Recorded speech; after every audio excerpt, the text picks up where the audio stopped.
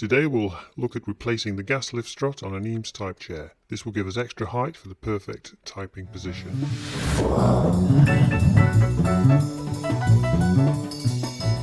I found I was sitting too low when typing, so my wrists were getting cut off on the edge of the table, which actually led to a paralysis of my left hand called neurapraxia.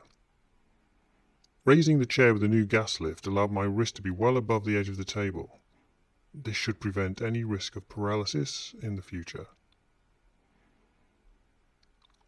You will need a footstool or box for your feet, as it is now so high.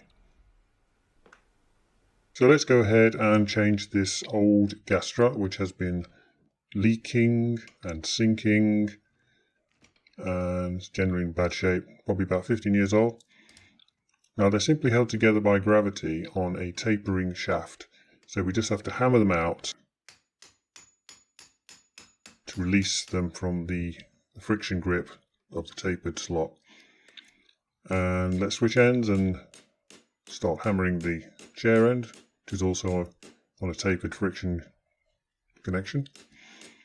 Can be quite tough.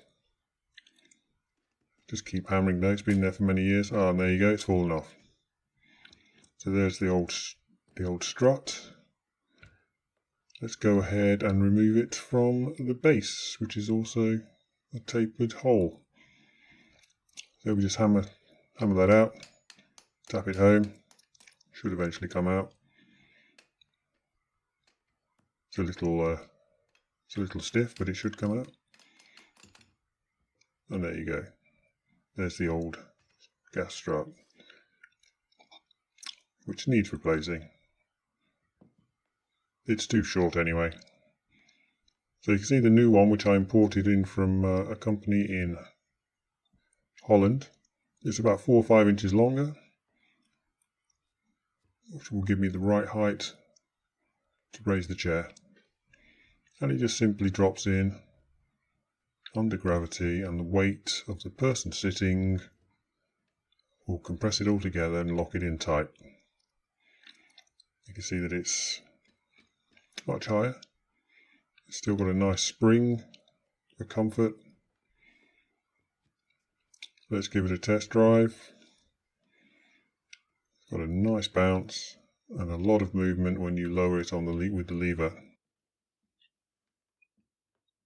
It's very high. You can see that my feet are well off the floor, so I'll need a footstool under the table.